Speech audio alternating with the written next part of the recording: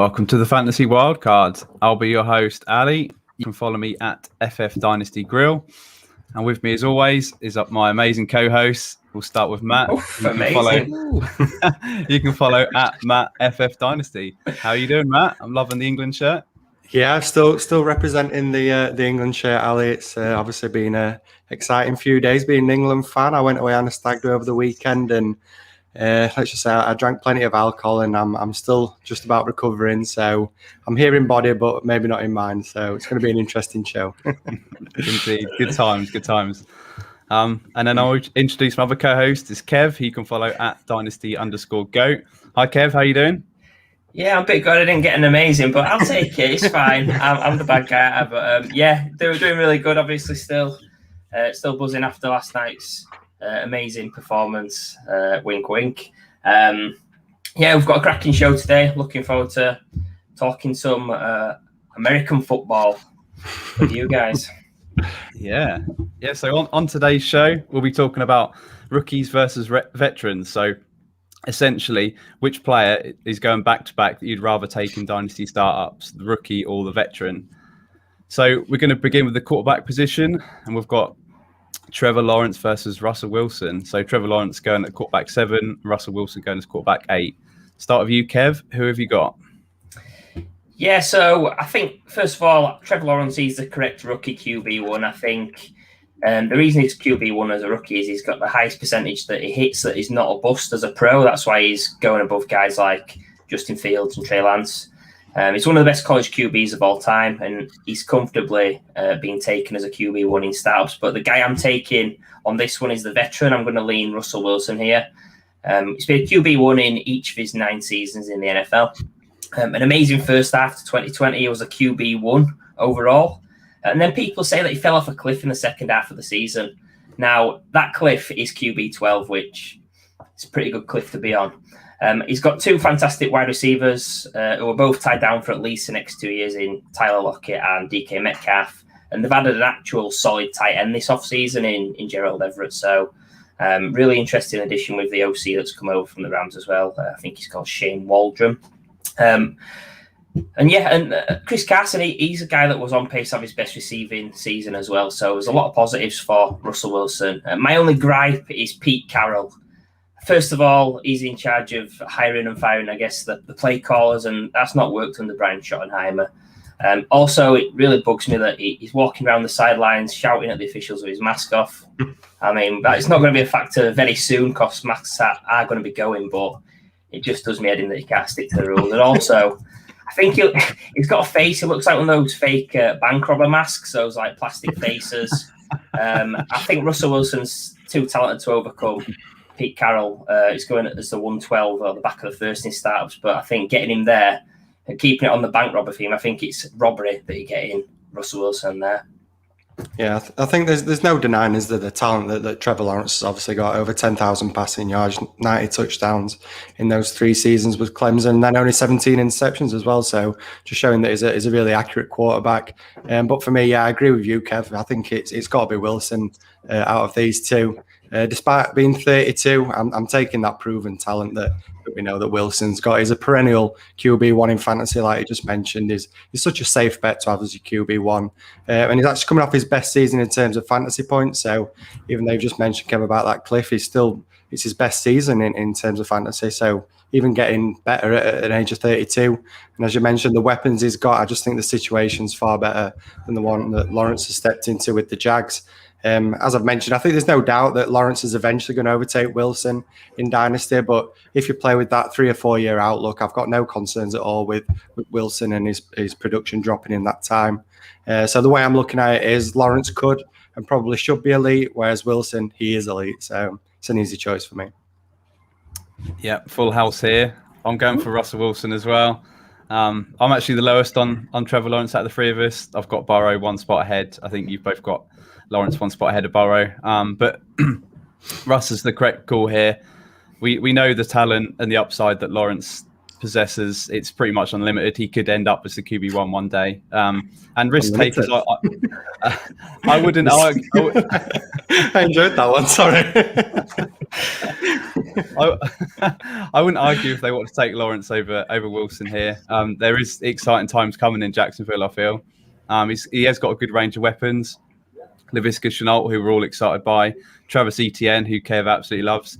And he also loves DJ Chark. Hey. But Wilson's got such a high floor. He's been a top 10 quarterback every season of his career, with the exception of his rookie season where he was quarterback 11.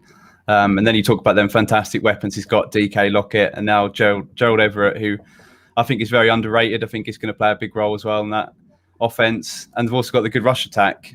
He's only 32 years of age, so he's still got 6 to 7 quality years at the top. So it's an easy pick for me. I'm happy to have Russ as my quarterback 1. So yeah, just let Russ cook. All in agreement. So we'll move on to our second quarterback. It's Trey Lance against Aaron Rodgers. Now Trey Lance is going as the QB 12, and Aaron Rodgers one spot higher as the QB 11. So Matt, who are you taking?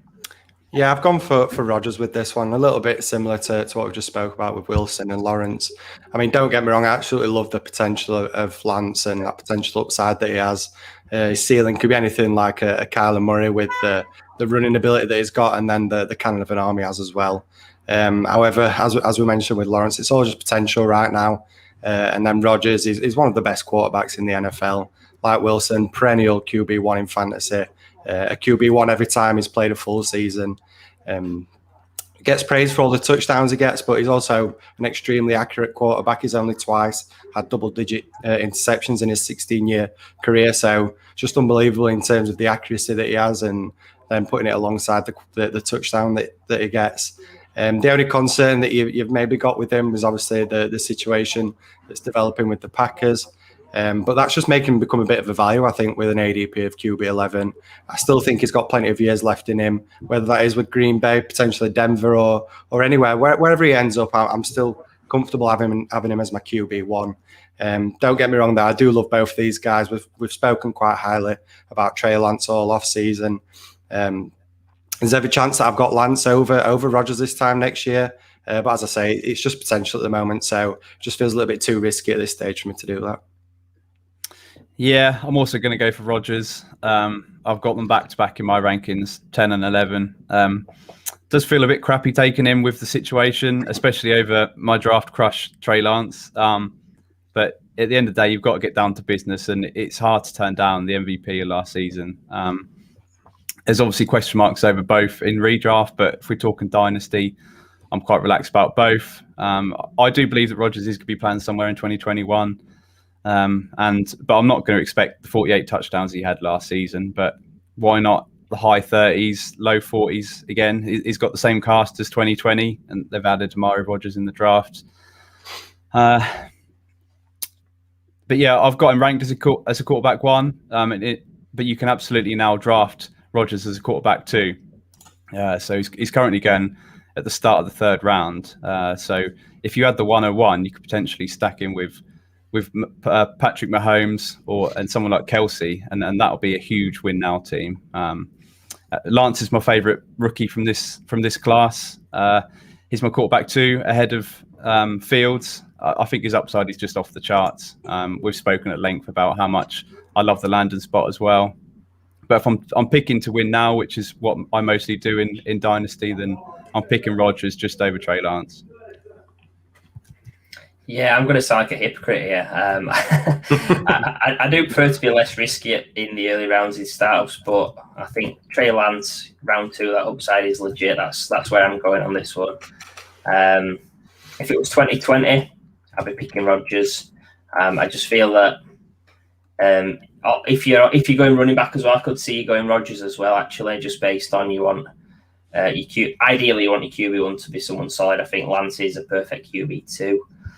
I think with Rodgers, though, it's just questions about 2021. Could he miss a few games? Could he sit out? Could he walk away? Could he be on a new team? I think he will end up in Green Bay, but at this stage, I'd rather just shoot for Trey Lance, really. If there was none of this speculation, I would lean Rodgers. But I think while ever there is anything, I'm going to take Lance. I think as well, Rodgers is due a huge touchdown regression. He got 48 last season. Before that, he was on 25 and 26. It's probably likely somewhere in the middle, like you said, early late 30s. But if it's 10 touchdowns, that's 60 fantasy points. It's definitely knocking back a bit. And I think you might like this one, Ali. I think Rodgers is a rich man's Tom Brady, maybe in fantasy. But yeah, back to Lance. I think the upside's incredible. He's a Konami code QB. He's got the rushing upside. And in round 2, you compare him with guys like Justin Herbert or Joe Burrow. I think the concerns about rookie starts is overblown. Remember, this is Dynasty, not redraft. And I don't think it'll take too long before he's dusting Jimmy G. You got to remember as well, the 49ers paid 3 first rounders to trade up for Lance. Not going to sit him on the bench all season, though. He's going to definitely make starts, even if it's in the second half of the season. But I think it'll be before that. And then the situation with the 49ers is with Shanahan. He's got those great yards after the catch weapons, Debo, Ayuk, George Kittle. So he doesn't have to make loads of complex throws. I think they'll build a system around him to really prosper and shine. I think the ceiling is the greatest fantasy QB of all time, being honest. I'd also take Fields over Rodgers at cost as well, just based on those concerns I've got. So sorry to disagree, guys. That's fine. It's good to have a disagreement. I think we're all massive Trey Lance fans anyway, aren't we? Kev just tried stitching us up with this. Yeah, it's funny though, isn't it? It's funny because actually I'm the lowest out of us 3 on Lance, but I think it's because I'm lower on Rodgers than you guys. You're quite a bit lower than us, aren't you? So we'll move on. See if we can disagree again, or are we going to agree? It's Zach Wilson, who's currently going as a quarterback 19, versus Matt Ryan, who's going as a quarterback 20. Now I'm up first, and I'm picking Zach Wilson. And to me, it feels a bit like a landslide now that Julio has left town, gone to Tennessee. And it's a bit of a strange one for me because historically I've got a lot of Matt Ryan on my dynasty teams, and I've always stayed clear of Jets quarterbacks, but I'm now picking a rookie Jets quarterback over him, so that's a bit of a circle. But I do absolutely think that the Jets are finally going places. In my opinion, I don't think they gave Sam Darnold a fair crack, so I'm glad to see him getting a second bite of the cherry over in Carolina. And I think Wilson's got a decent fantasy quarterback makeup. My hope is that that Russian floor that he has shown is going to be there. And I also think his weapons are decent. I think they're upper half in the NFL, in my opinion. And also the O-line is coming together as well. So then you flip it and go to Matt Ryan. I think he's in the twilight of his career. I think his stats show you that, whereas Wilson is now trending upwards. And also the possibility of getting Wilson as your quarterback free. I think that's perfect to have him sit there. If he struggles in the first half of the season, then you don't need to play him. And if he really catches fire, you can put him into your lineup. So Wilson's the pick for me. Yeah, I think you got it spot on with Julio. It's a lot closer if Julio's still around, but I think this combined with the uncertainty of Ryan. I mean, you think about Ryan, his future. Is he going to be in Atlanta? Maybe, maybe not. I think Arthur Smith coming over as well. It's going to be interesting to see how he runs that offense. It's always been a pass-heavy team, but what if he makes it more run-heavy like he was in Tennessee? We don't know that for sure. So with those concerns about Ryan, I'm taking Zach Wilson as well. On this one, I'm not massive on his talent, but I do actually like his situation, which we do say all the time not to overvalue situation. But I think with QB, it's slightly different. I think you can sort of build a system around a QB, and it can make him go pretty far. Look at Nick Foles; he won the Super Bowl. Had to get that one in there. But yeah, I do think Zach Wilson. It's a little bit similar to Carson Wentz coming out of college, where it can work if you put everything around him. So I'll be intrigued to see how it goes. I've been impressed with the GM for the Jets, Joe Douglas. He's built a stronger O-line. They took Vera Tucker in round 1. They've got the wide receiver weapons, adding Corey Davis and Elijah Moore, as well as guys we like in Denzel Mims and guy I like in Jamison Crowder. Maybe not so much now, but back in the day. And it's all about putting the QB in a position, in a system to succeed. And I think if they do bring over a San Francisco system with them, it's going to be great for Zach Wilson. I think there's dual threat ability as well with him. So I've got him as an ideal QB3 or even a QB2 if you are then hitting QB3 pretty quick like a Brady or a Fitzpatrick. Yeah, I'm agreeing with you both, and I'm going for Wilson. And I agree in the fact that if Julio was still with Atlanta, I think it'd be a lot closer. But now the fact that Ryan's lost one of his top weapons, it's pushing me towards Zach Wilson as well. And my feelings as well is that these teams are two teams going in opposite directions. The Falcons, they seem to be coming towards the end of that Super Bowl window where they're pushing for the Super Bowl. Ryan's not getting any younger, as we mentioned, at 36. And I think he's starting to look like he's slowing down. He was the QB 12 last season, but he was actually QB 16 after their bye weeks from week 11 to week 17. So just showing signs that he's slowing down, whereas the Jets, as we just mentioned, they seem to be an ascending team. They've got plenty of young playmakers around them. Elijah Moore, Denzel Mims, and obviously a superstar running back Michael Carter. He's set up with these elite young weapons, and I'm excited for this young offense. I think I'm not super high on Zach Wilson. He is my QB 20, but I do think he's got the potential to succeed under Robert Saleh, as you mentioned, Kev. If he brings that 49ers style offense, I think that's going to be a great fit for Wilson and the entire offense. So yeah, definitely taking Wilson and going for the younger guy. The Jets about to take off. Love it. I think one of your better ones, Kev. I think they just signed another offensive lineman. I can't remember his name, but I certainly think that Robert Saleh knows what he's doing. There could be potential value in that. In Zach Wilson this time next year, if he has a decent season, if he shows some rushing ability, he could be taken in the top 14 picks maybe next year, something like that. We shall see. So we're going to move on to running back now, and we're going to be talking about Najee Harris. He's going as the RB10 currently versus Antonio Gibson, who's going as the RB11. So Kev, who are you taking here? Yeah, I'm glad we've got this one in here because I know you guys are pretty well. Yeah, you've got Najee Harris as your running back, rookie running back 1. It's not that I dislike old Najee. He's my rookie running back 2. And I've got both these guys, both Harris and Gibson, in my top 12, but I'm leaning the veteran here with Antonio Gibson. I think Harris has got some concerns for me. The O-line, the QB situation longer term, and also the college production. The fact that he had production in college, but it was towards the end of his career where he really shone, and it did increase every season. I know there's factors like Josh Jacobs being there and Damian Harris, etc., but you've seen other guys that maybe are more consistent over the 4 years, and you don't really know if it's just the fact he's beating up on younger guys. I do love Gibson's workload. The fact that he had a rock solid rookie season, he's got room to grow. He's only just become a running back. Let's not forget he had 70 rush attempts in college. I think the offense is going to be better with Fitzpatrick as the gunman. And McKissick getting close to 110 targets again. I can't see that happening. I'll be shocked if he gets anything more than, say, 70, 80, which is massive. I know that Smart Dewey in the community, JJ Zachariason, he said that Gibson scoring 11 touchdowns, that's going to come down massively, but the offense is getting better. He doesn't really need 11 touchdowns. I think he's going to get more catches, so if he gets 8, he's probably going to be fine.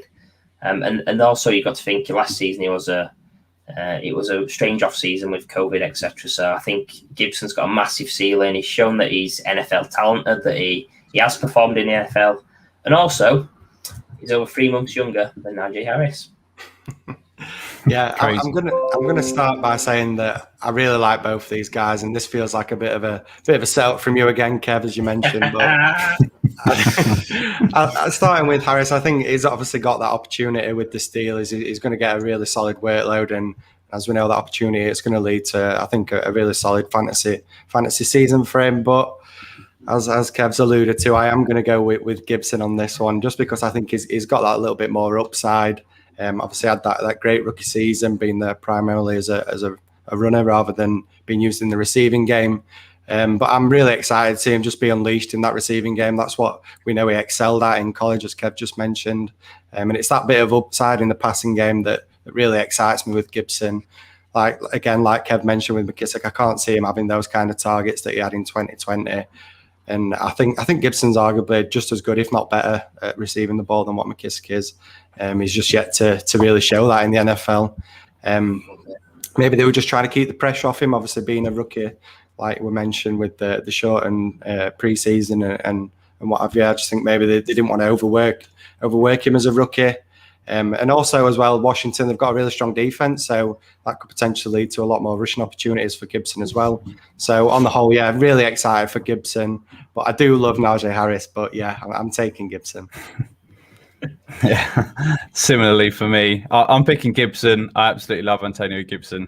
I do really like Najee Harris, but have to pick Gibson this position. It's really strange to have the veteran be younger than the rookie here.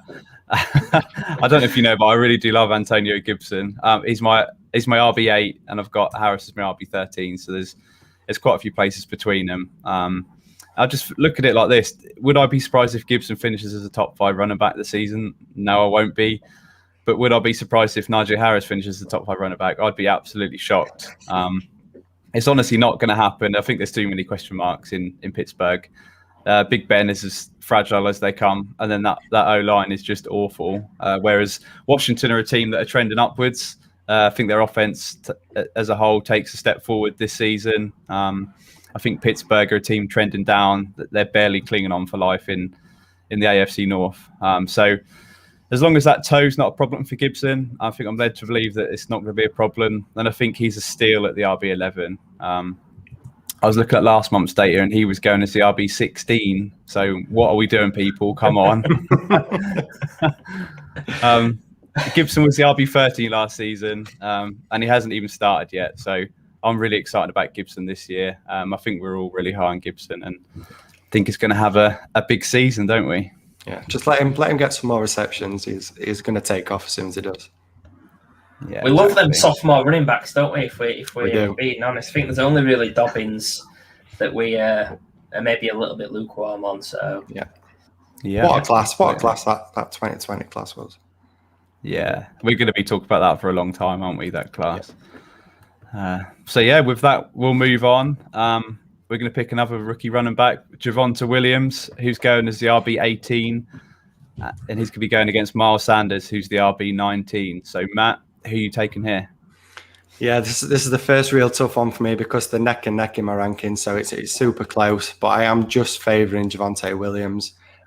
Sanders was somebody that I really liked last year. I love the talent that he has, but I think it's just that situation that he's got over with the Eagles. Just seems to be getting worse and worse every year. The Eagles, they look to be heading. Sorry, I can see you laughing, Kev, but sorry to just be slamming your Eagles. I love it. But yeah, they seem to be in a bit of a mess right now and look to be heading towards a bit of a rebuild. Jalen Hurts is likely going to harm his production as well as that rushing quarterback. We know he's going to vulture some touchdowns from Sanders. And then there's also the addition of Gainwell and even Kerryon Johnson to an extent. I just think that's going to reduce those snap percentages, even if we're not super high on the talent. I just think there's going to be more time where Sanders is not on the field, and that's obviously not what we want when it comes to your running backs. But whereas Javonte Williams, I really like the future outlook for Javonte. I think you can get him at a really good value at the minute with obviously Melvin Gordon still around. But as soon as Gordon gets cut or leaves the team, I just think it's absolutely wheels up for Williams. He produced in college in a committee with Michael Carter at North Carolina. I don't know. I did it to be honest. How many times? Carter's unreal. So I don't know how he's managed it in all honesty, but yeah, he's great. He can be used as a rusher and a receiver. He's really going to excel if he does get that workhorse role. And on offense as well, with plenty of pass catching weapons, so we know that's going to keep opposing defenses honest as well. So yeah, Javonte his price right now feels the cheapest it's ever going to be, and I can only see it rising from now. Yeah, completely agree. Williams is the pick here for me, and it feels like Javonte's been going under the radars ever since the draft. Really, the talk is all about Najee Harris and Travis Etienne about their ceilings, but Williams has landed in a great spot, and I don't think it's been talked about enough. Obviously, you got Melvin Gordon there in the final year of his deal, and at 28 years old. But even right now, I think Williams is a better version of Gordon. So if I owned Gordon, I'd be a bit worried right now. But looking at the game time split this season, I think Williams is going to dominate down the stretch. I think it's Gordon possibly 60-40 early on in the season. He could possibly have an Akers type season where it starts slowly and he catches fire down the stretch. So he's going to be my pick. Just looking at Sanders, I think he got overhyped big time last off season. So just looking at the data, in August ADP, he was getting drafted ahead of Dalvin Cook and Jonathan Taylor in starts, which is absolutely crazy. I think he's going to the RB6. That was never going to happen. And now the situation is really not very good in Philadelphia. I think they're a bit of a mess right now. None of us are a Jalen Hurts fan. I think the outlook for the Eagles is going to be better in 2022. But for this year, I think it's going to be a struggle. So for me, it's smash draft on Javonte Williams while he's cheap, because I don't think he's ever going to be this cheap again. I just can't believe I took Miles Sanders at 6 last year. Bad memories. Only messing. I don't have him in any league. But I recently joined a Simpsons-themed Dynasty league. But I'm sure this pick will be further proof I'm not Homer Simpson. I think Sanders is a popular bounce-back guy. I've actually seen him traded for twice with multiple first-round picks. But I've got big concerns about the Eagles, just as a whole, as a franchise. Jalen Hurts, I think, it can't be much worse than Carson Wentz last season, but rushing QB is not going to be targeting his running backs a ton. I just worry. And also Sanders, he had 8 drops last season, which is second in the league. It's a clean sweep for Javonte here. You guys know I love him a lot. Well, I thought I loved him more than you guys, but we're all very similar, actually. Everything's been said about him, the talent, the situation, the upside. They're all better than Sanders in my eyes. I think Matt, you made a great point about him being the cheapest you'll ever get him. So you need to be all in on Javonte Williams. I think, like all Broncos players, it's not factoring in the fact that there's going to be a QB upgrade at some point in the future, which is going to hike up everybody's prices anyway. So you're just getting him such a discount. I think worst case scenario for Williams, he has a slow 2021, but that's the norm.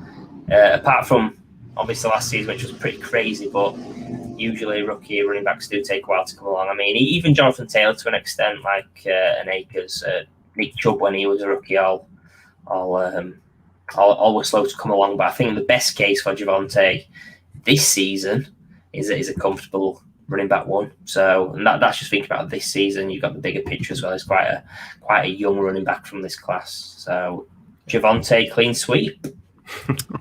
Just as the resident Eagles fan here, Kev, how do you see 2021 playing out for Sanders?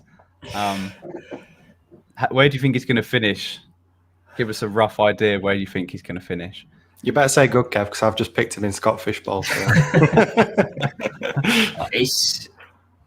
It's so hard. I think, like we touched upon a few shows back, there's that tier from say running back 13 to 22, where it's, and this is Dynasty we're saying. I think it's all very interchangeable. I think if we're talking redraft this season, it could end up anywhere in that space. I can't see him being a running back one because of all those concerns, but he has got the talent. If somehow the Eagles do pull it together, the O-line, etc., I think he can be borderline running back one. But yeah, I'd rather just not take a running back on a bad team, if I'm honest. So what about this one? Would you put any money on Javonte Williams finishing ahead of Sanders this season? That's a good question, because I like to have a little gamble as well. Let's do it. Yes, Javonte over Sanders. Yes, yeah, 2021. Love it. It's interesting, isn't it? Situation. It's a little bit like Dobbins last year. How we know the talent. Obviously, we just kind of slammed Dobbins a little bit, saying he's the least guy that we take out of the class. But we just know the talent's there. You're just waiting for a guy to get out of the way. And even if he does have a slow season like Dobbins, he only picked up, didn't he, towards the second half of the season. I think it's the same with Williams, but I just think he's got more tools. He's on a better offense. So if you can do the same as what he did with Dobbins, and you do get him cheap if he has a slow season, then I think next year he's really going to take off. He'll definitely do it second half of the season. Yeah, definitely right. So let's move on to a guy that's already been mentioned twice in the show.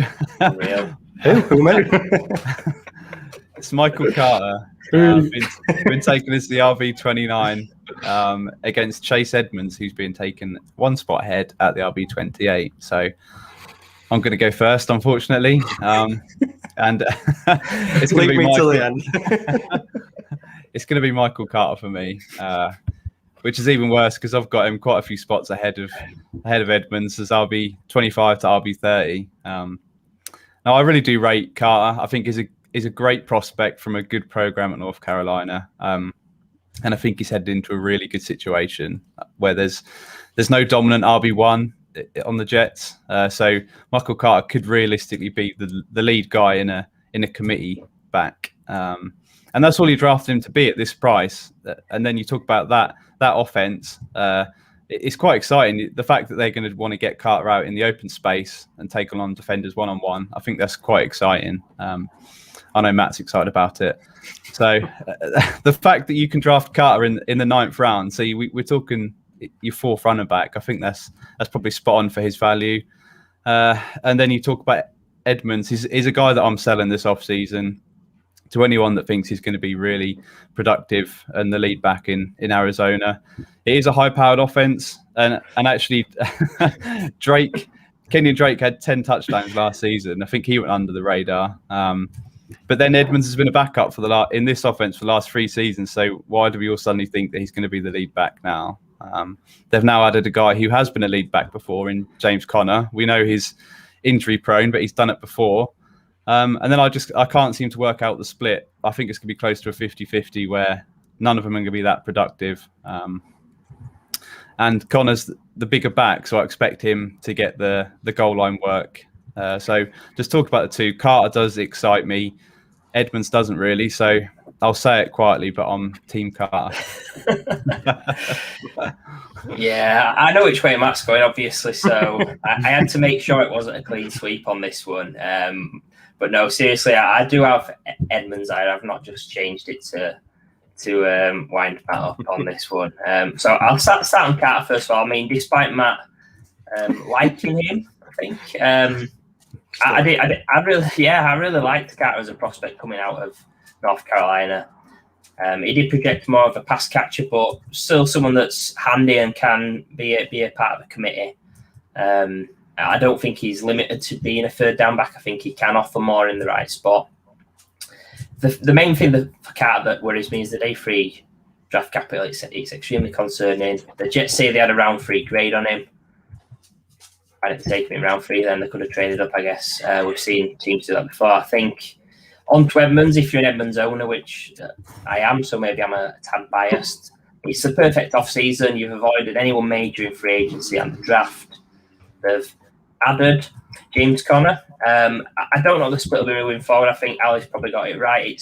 It's a split backfield. Conner will be getting the goal line touches, but also Kyler Murray, he gets goal line touches as well. So I think I'm just leaning Edmonds on this because he's been a top 25 running back last year, and I think Drake's better than Conner. That might be, again, me being a little bit of a Drake fanboy. But yeah, I think top 25 is well within Edmonds' range. Again, I can see him being top 20, top 15, maybe at a push if everything falls right. So I'm taking the veteran here. I think with this one, it came down to me on 2021 on who I think will perform better, and I'm going to lean the veteran on that. I think just because 2022 and beyond, the Edmonds out of contract and Carter's a day 3 pick, so beyond this season, can't really make an educated guess as to what will happen with those two guys. So, really sorry to be a rose between two thorns. Yeah, so I've gone Carter. So should we just move on? No, to be honest, I really do like Edmonds actually for 2021. He had a good season last year. He was primarily as that pass catching running back. I think he's likely going to have that same role again alongside Conner. I feel that's where he excels at being the pass catcher, and then Conner being more used predominantly as the runner of the two. But yeah, I've got to take Michael Carter, and especially in Dynasty. I've banged on about everything. I've been talking about it all off season, so I'm not going to bore you with all the same things that I keep saying about him. I'll just add a little bit more and say that the situations, obviously, it's nice. I think it's better than what Edmonds has.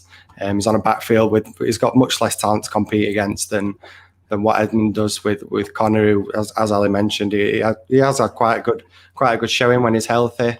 Again, we've talked about it a little bit with Robert Saleh as well as the offensive, as the head coach. I think that offense, it's going to be exciting if it does look a little bit like that 49ers backfield. Then obviously we know it's very favourable for those running backs. He's proven that he can be a good runner of the ball. I don't think he's just a pass catching running back. I think that's just because of his size. Everyone just assumes he's just a pass catcher, but he's shown it in college that he can run the ball as well. So yeah, I'm really excited to see. Yeah, even Ria likes it. I know, that's it. Everybody's going wild for Carter. Yeah, I'm just really excited to see him put all the haters to bed. Kev, you can be quiet when Carter absolutely blows up. And the funny thing is, though, like Ali mentioned at the top, you're getting him at what is he currently RB29. So I mean, I talk highly of him, but I'm not expecting him to be Alvin Kamara or Jonathan Taylor. I'm just saying at the value you're getting him, I do think he can smash that value. I think he's a really good running back, and yeah, I don't need to say any more on him. I love him. Please take him in Scott Fishbowl. I wonder. Do you know what? I was very tempted to, where you can see who drafted who, the earliest to get him. I thought, do you know what? I'm going to do it. I'm just going to be earliest. And then someone took him round 6. So I thought, well, even for me, that's a bit rich. So yeah, maybe not in Scottish, but yeah, I love him. And Kev, do you know what round Edmonds got drafted? Seems we like to find out. I mean, no, sorry, I meant in the NFL. What round he got selected? Go on, tell us. Round 4. So if everyone wants to keep slamming Carter, Edmonds was drafted in the same round. So. Might have a similar career. I just wish that you'd have picked a veteran who Matt's got ranked one spot higher than Carter, and he would have had to argue the case to pick the veteran over Carter. It had never happened. I'd have changed my rankings, Ali. It had never happened. Thing is, when we did the show sheet, we picked guys next to each other because I was going to try and fix it so that you had to pick someone else, but it just didn't work. I blame everyone else. Right, we'll move on to wide receiver position. And we've got Jamar Chase going as a wide receiver 10 against Chris Godwin, who's going as a wide receiver 11. So we'll start with you, Kev. Who have you got here? Yeah, I love both these players. Godwin, he's previously been a top 2 wide receiver in Dynasty as early as a year ago. I just find it really hard to see him ascend again to these heights with Brady's boys in town, Antonio Brown and Rob Gronkowski, obviously. That's like a little buddy group in it over there. I'm still fine with him ranked on that wide receiver 1-2 cusp because he has got that talent to rise again, I think. But I'm taking Jamar Chase here, the rookie. If you like Justin Jefferson, you'll love Jamar Chase. He outperformed Jefferson at LSU, whilst he was younger than Jefferson. And he's a proven star that's performed with other elite teammates, which shows that it doesn't matter if he's surrounded by talent, he's still going to get looks. You do see a lot of college production from guys where they're the only guy there on the team and they're getting a lot of production. This guy's done it on a star-studded offense, so he's fitting in really well with where he's landed in the NFL with Cincinnati. They've got a ton of great pass catchers. Seriously, Chase, he's one of the most complete wide receivers to enter the NFL. He's got the ceiling of being the wide receiver 1 in Dynasty pretty easily, actually. I've got no worries regarding volume or targets. He's tied again to his college QB, Joe Burrow, likely for his career. And I've got no issue with him as high as Dynasty wide receiver 6 or 7 right now. I think he can smash as early as this year. I know a lot of people have got T. Higgins over Chase this season. I'm not one of these guys. I'm massive on Jamar Chase. Just love the guy. Wide receiver 1.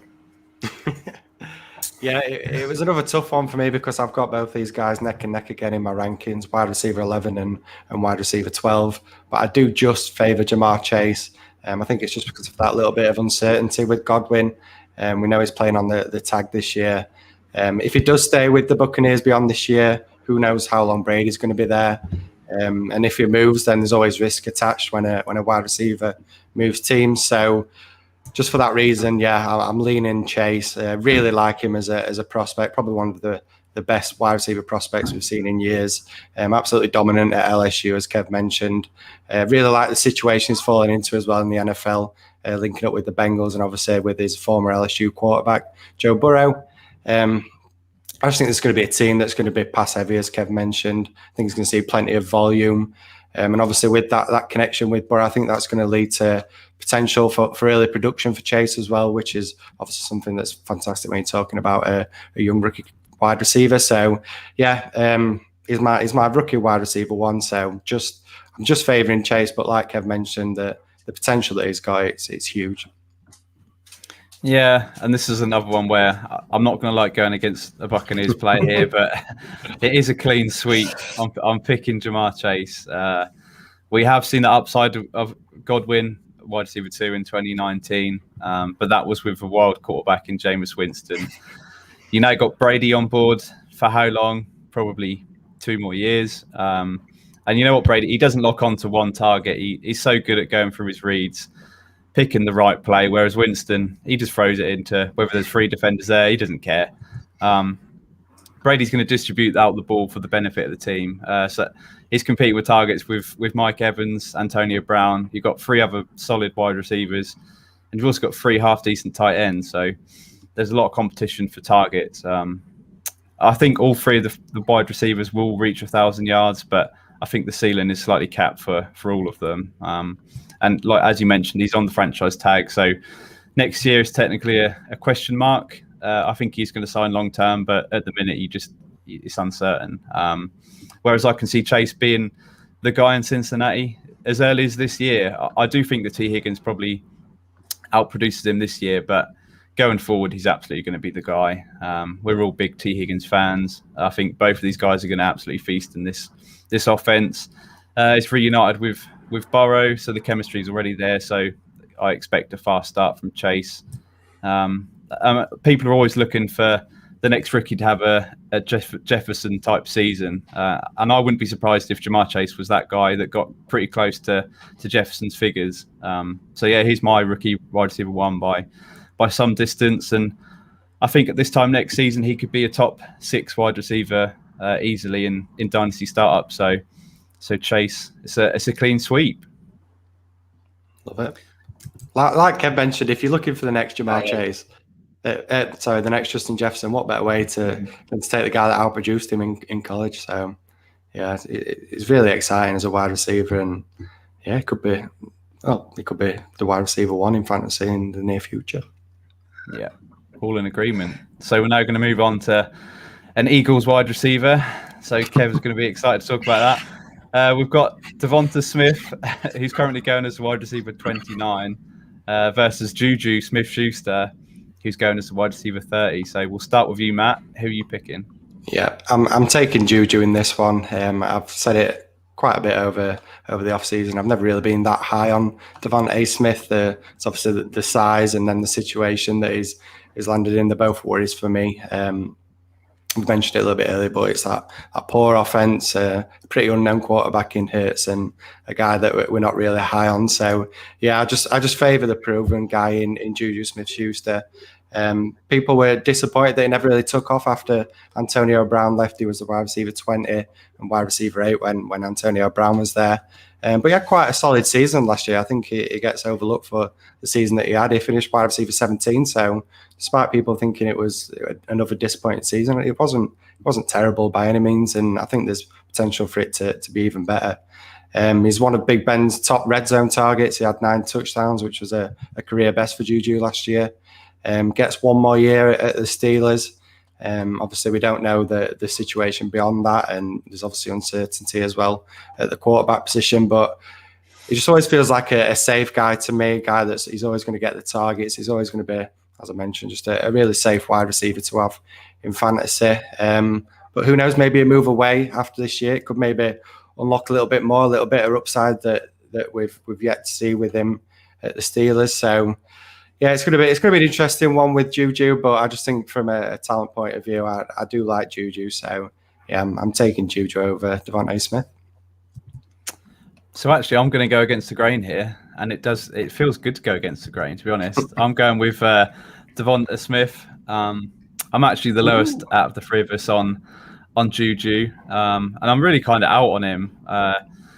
Both these receivers have got quarterback issues.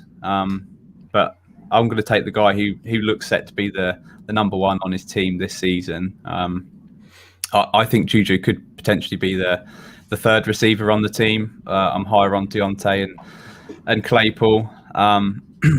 So we got Devonta Smith linking up with his old college quarterback, and I'll take the upside from the last season's Heisman winner. And he's going at pick 86 overall. So you can pick him as your wide receiver 3, which I think is pretty spot on. He's got the draft capital. The Eagles traded up to spot 10 to get him. I'm also not convinced that Juju is an alpha anywhere. I think if he gets moved on, then he's possibly going to be a wide receiver 2. So yeah, there's question marks over his future in 2022. Even if he stays in Pittsburgh, who's going to be the quarterback? Because Big Ben could potentially retire. As I mentioned, I'm higher on the other 2 Steelers wide receivers, so I'll pick those 2 over Juju, and I'll shoot my shot at upside at Devonta Smith. Both on favourable quarterback situations, but I'll take the talent of Smith, who I think is going to be number one on that team. Yeah, it's another Eagles guy I'm fading here. It makes it easy when the team's trash. Do the right thing, Howie, walk away. I've got Devontae as my wide receiver 34. Too many concerns for me with the team. There's a lot of proven guys that he needs to go behind his startups in my eyes. One of them is John Sherman, who you may know as Juju. I'm not going to say his surname because when I do, I usually slip up and abuse him. So, Juju, he was the wide receiver 8 in fantasy as a 21, 22-year-old. Devontae Smith's 22, 23 this season, so already outproduced him at a younger age, I think, as well. 3 out of 4 years, Juju's been a top 20 wide receiver in the NFL. And the only season he wasn't was when he had that awful QB combination of helmet magnet Mason Rudolph and Duck Hodges. So people moan about that Juju, he got 166 targets and 128 targets, and what did he do with them? But targets are earned, and do bad players get a lot of targets? The answer is no.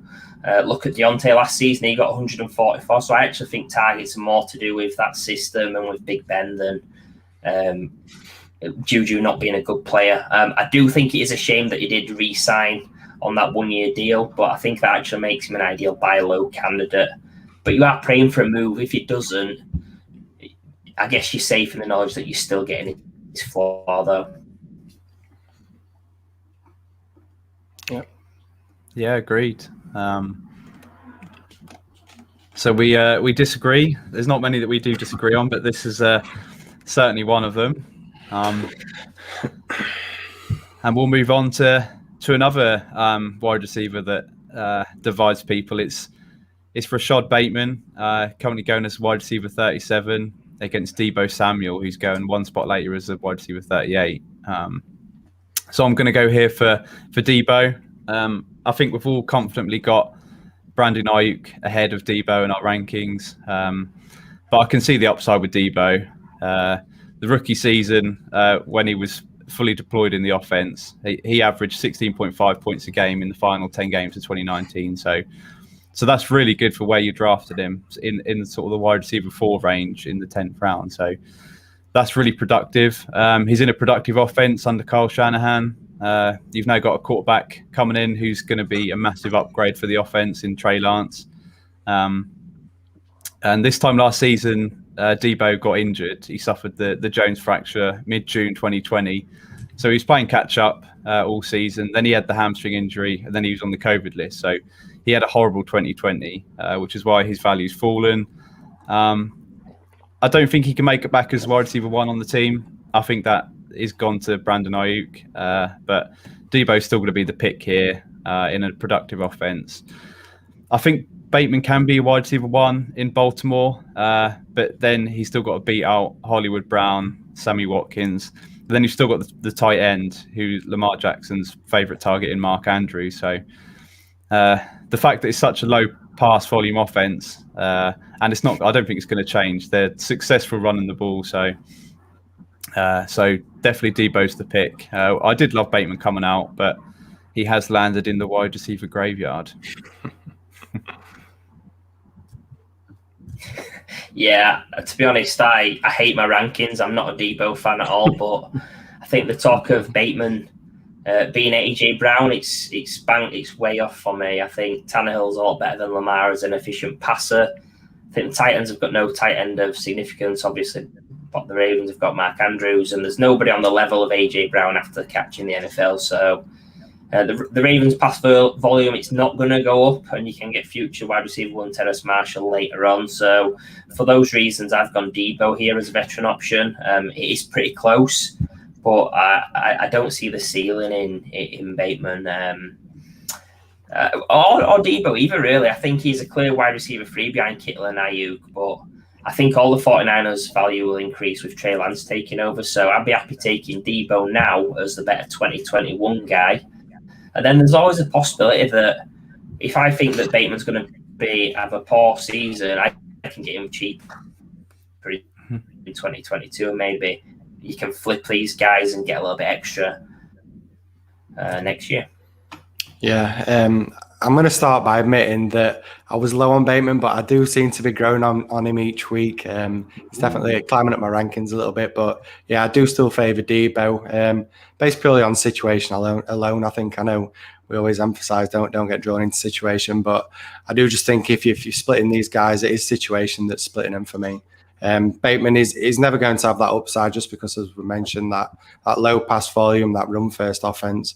Whereas Debo is used in a variety of ways with the 49ers. He can be used as a runner as well as a receiver. That volume alone is what draws me to Debo. He just seems he's got that floor. He just seems a little bit safer when it comes to these wide receivers. I agree with Kev that the ceiling it's probably quite similar between these two guys, but I think that was before Lance arrived. Now that Lance is there, I just think that ceiling's getting a little bit of a boost now. I expect this offense as a whole to improve and start thriving with Trey Lance at quarterback. So yeah, as I mentioned, with the fact that Debo can be used all over the place, I do favour him currently. But as I mentioned, Bateman, yeah, is definitely a guy that's growing on me, and I'm excited to see what Bateman can do. Maybe can prove us all wrong and have a really good season with the Ravens. But as of right now, I'm still leaning Debo, I think. Yeah, clean sweep on Debo then, even though none of us are super high on him. We'd just pick him just ahead of Bateman. But yeah, I'd be happy to be proved wrong because I was also high on Bateman coming out. So we shall see. Now we'll move on to a guy that I'm really high on as a rookie, and that's Elijah Moore, being drafted as the wide receiver 40 currently, against Michael Gallup, being drafted one spot later at wide receiver 41. So, Kev, who are you picking here?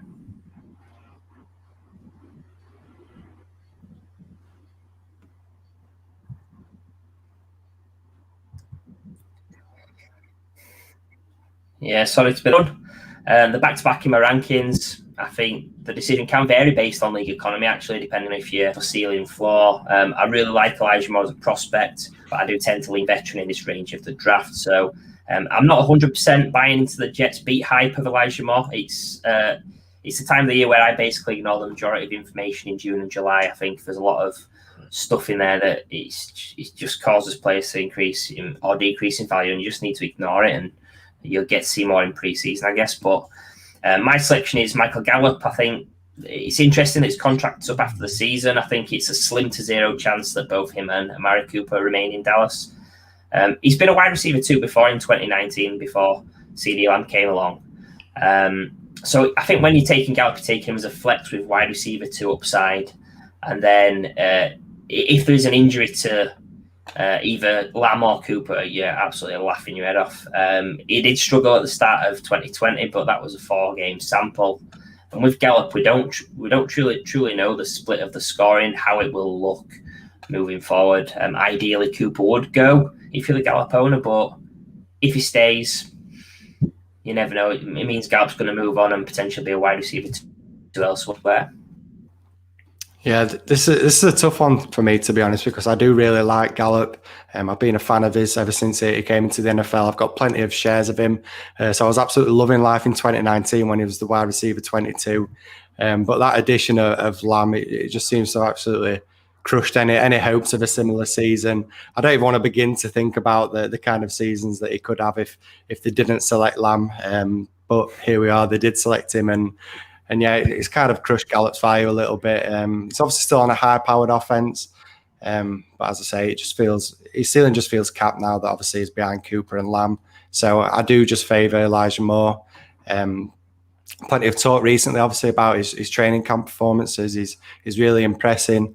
There's the fact that Crowder's obviously is sticking around, and that's going to cap any potential early production. But it's someone that I'm 100% buying if he does have a slow start. I'm grabbing him everywhere in Dynasty. I don't think it'll take long for him to take over that slot role, and it's just a really explosive play. He seems to be on an offense that's going to improve, as we've mentioned. So I do just favour more, but as I say at the start, I do love both of these guys, and they're probably two guys that I'm really going to target in Dynasty just because of the value that they're currently at. I think that value can really rise with Gallup. Obviously, he might need to move, or we're hoping maybe that Cooper gets released rather than Gallup. But I do think both of these guys are going to see a rise in value. Yeah, two guys that I like as well, but this selection does feel much better than the Debo one. I think I'm comfortably the highest on Elijah. I think he's my wide receiver 38. And I'm just excited for this Jets offense as a whole to just press reset and just start having fun. They've just been awful to watch the last few years. So they've got a new start all round, quarterback, running backs, wide receivers, coach and staff. It's quite an exciting time to be a Jets fan, actually. But as you mentioned, I think Crowder does cap Moore's upside in 2021, but doesn't affect his dynasty value. You're taking him in the wide receiver 4-5 area. So this is the area that I like to take a shot at the upside. And Moore's got that in abundance. I think he could be the future wide receiver 1 on the Jets. I've got 6 places between these two, but it doesn't mean I'm out on Gallup. I think when he was given a higher workload, he's produced nearly every time. So like you said, in 2019, he had that fantastic season, finishes wide receiver 19, had over 1,000 yards, but he's sitting as the third wide receiver option on his team, although it is a high-powered offense. So I'd be nervous if I had to start him in any places in 2021, unless it was in a longer team sort of format. But then we'll see what happens in 2022. He's a free agent, so is he going to land in a good situation? Is he going to re-sign? Speaking to a Cowboys fan, they think he could sign on a team-friendly deal, which wouldn't be ideal. So for me, it's Elijah Moore Island. As we mentioned on a recent podcast, I'm even more excited about Elijah Moore talking to Drew Ozenchuk at DF Bean Counter. He's got me really excited about Elijah Moore. So he's the pick here for me. Love it. So we'll move on to another Moore, and we'll talk about Rondale Moore. Yeah. The wide receiver 47 against Michael Pittman, who's going one spot later at the wide receiver 48 spot. So, Matt, who are you choosing here? Yeah, well, I know both of you guys have got these fairly close in your rankings, but for me, it's an easy choice. One's my wide receiver 39, the other's my wide receiver 51, so plenty of daylight between the two. And yeah, it's Rondale Moore all day for me. And no, Kev, it's not because I'm a secret Cardinals fan. Pittman, he did have an okay rookie season, showed flashes, but the Colts are not really a team that excites me when it comes to the passing game. Obviously, I love Jonathan Taylor, running back, but when it comes to the wide receivers, there's none that really excite me. I probably prefer Paris Campbell, to be honest, out of all of the Colts wide receivers. So I was going to pick one, but none quite excite me like Rondale Moore do. He's my rookie wide receiver 4, so obviously quite high on him in this wide receiver class. I get the concerns with the injury history that he's had. But when he's on the field, he's absolutely electric. I think he's a perfect fit for the Cardinals and how they play. Obviously, we know that they're a high-tempo, pass-heavy offense. Arizona did run the most 4 wide receiver sets last year as well. So even with that, and he's obviously competing against guys like Kirk and Hopkins and AJ Green that's just signed. But with that, I think he's getting an opportunity in his rookie season. And it can be used all over the field as well. It can take those rushing attempts as well. So, yeah, on the whole, I'm a bigger fan of his talent. And yeah, just the offense that is on tied to a young, exciting quarterback, it makes it an easy choice for me with Rondale Moore. Yeah, I'm going to pick Rondale Moore as well. Although I have got these two a lot closer in my rankings. I've got Rondale at wide receiver 47 and Pittman at 45 and Pittman at 47. So there's only a couple of spots between them. And these are both guys that I'm targeting in this area of the draft. I'm definitely high on Pittman. I've got a lot of exposure already in my dynasty teams. I think he can push to be the guy in Indy this season, but Carson Wentz is the big factor. Can he bounce back and be the quarterback that he's shown before? I think he's got a great opportunity to do it in a great organization in Indianapolis. I think they know what they're doing. But then talking about Rondale, my pick, he comes into a high-powered offense, a high-tempo offense in Arizona, and as you mentioned, they do use the 4 wide receiver sets. So I do think he can be productive right out of the gate in the slot. You've obviously got Hopkins there, who's the target hog, but he's occupying a different area of the field, so he's not competing for targets there. And we saw Rondale's his dazzling pro day. You saw his huge upside. The question is can he keep himself healthy? If he can, then he's a massive value at this spot. You talked about the 10th round, so I think actually it's good value for both of these guys. But I'll just take the upside in Rondale, but it is close for me. Yeah.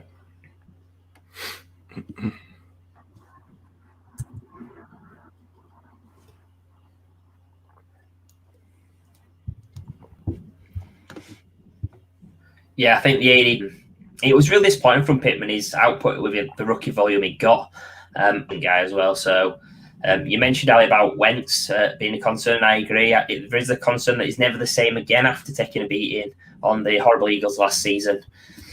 Plus, you got to factor in that Pittman, he profiles as a deeper guy, sort of like a poor version of Kenny Golladay. But if you think about Wentz again, you don't want him sat in the pocket. If he's sat in the pocket, he's gonna be a disaster like he was in 2020. You want him to get it out of his hands quick, and I don't think that fits well with Pittman. So with that in mind, I'm making the easy selection to clean sweep it, I guess, with Rondale here. Arizona, they had the most 4 wide receiver sets in the league last season, and I think either him or Kirk will outperform this year, if not both. So long term, I love the landing spot for Rondale. He was a yak monster in college. He's going to be involved in a lot of those safe, high percentage throws. But I can see him being a slow burner. He only had 20 college starts. He's only just turned 21, so it might take a couple of years before you're getting a big return on your investment. But I can see him being a wide receiver 2-3 type in, say, 3 or 4 years' time.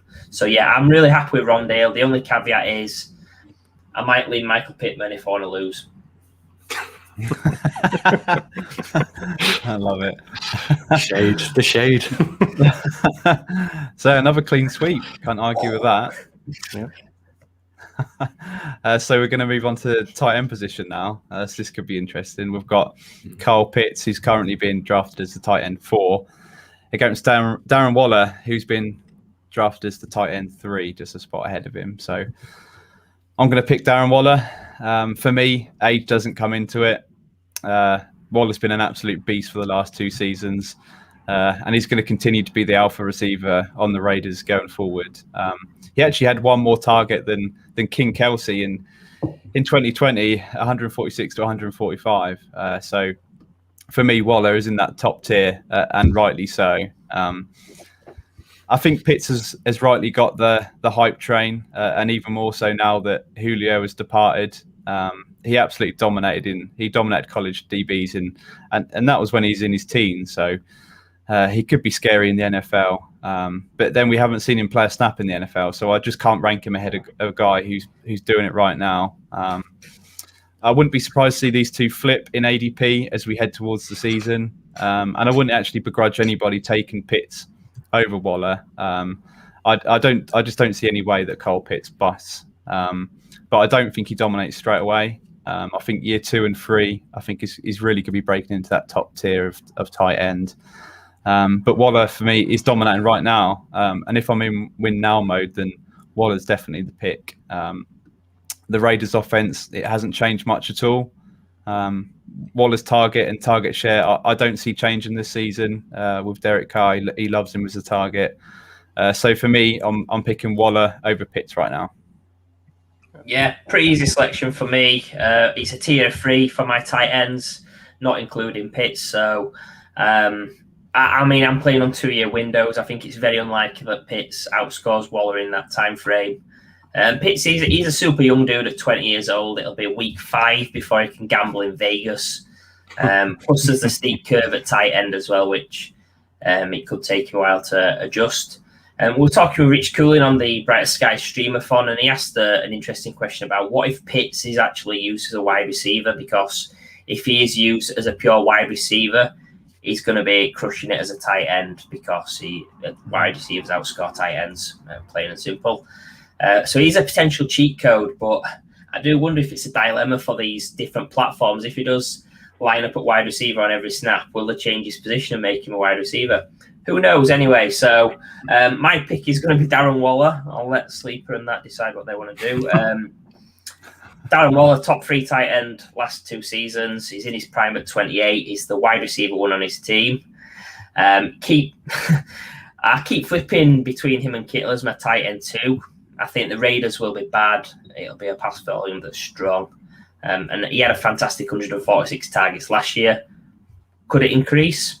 I think it could, I'm not worried about that bad O-line. He plays the wide receiver at the slot position often. So we're 2 for 2. Matt, will you make it 3 from 3?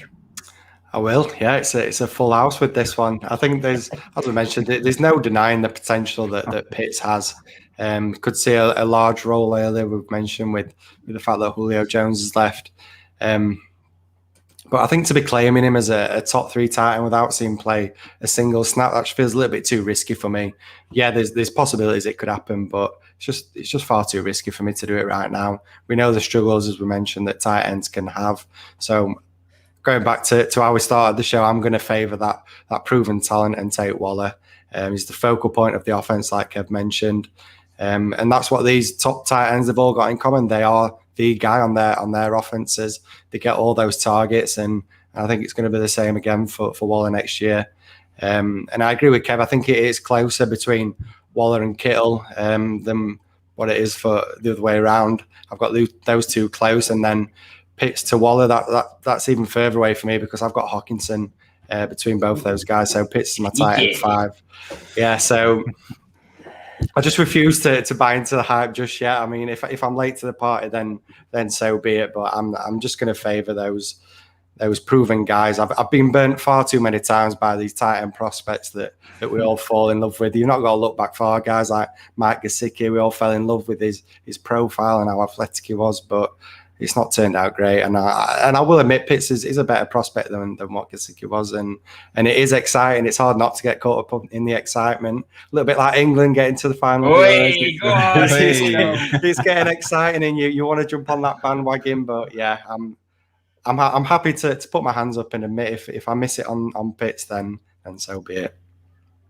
Just a quick question, but to you both: have you got any Pitts shares in your dynasty teams? Nope. Not one. No, I've got 0. It's impossible. You can't get him. You've either got to reach super. Well, you've got to reach super high in both. Whether it's your rookie drafts, he's going top 5 even in Superflex. In Superflex, he's going top 5, top 6. So you've really got to reach if you want him. And maybe I need to just get 1 share just in case he does turn out to be this unreal tight end. But no shares for me. I think the interesting thing is though, people shouldn't worry if they miss on getting shares on a rookie, because it's very likely you're doing more startups next season if you're crazy like us. So yeah. It might be a bit more expensive then, but maybe not. What if he does have a bad season? Never know. Yeah, too risky. So with that brings us to the end of the show, where we've discussed our rookies versus veterans in Dynasty Startups. So is there any final thoughts on today's show? I'll start with you, Kev. Yeah, so 8 out of 12 of my picks were for veterans. I do see big veteran values in startups, as most players do. Tend to overvalue youth.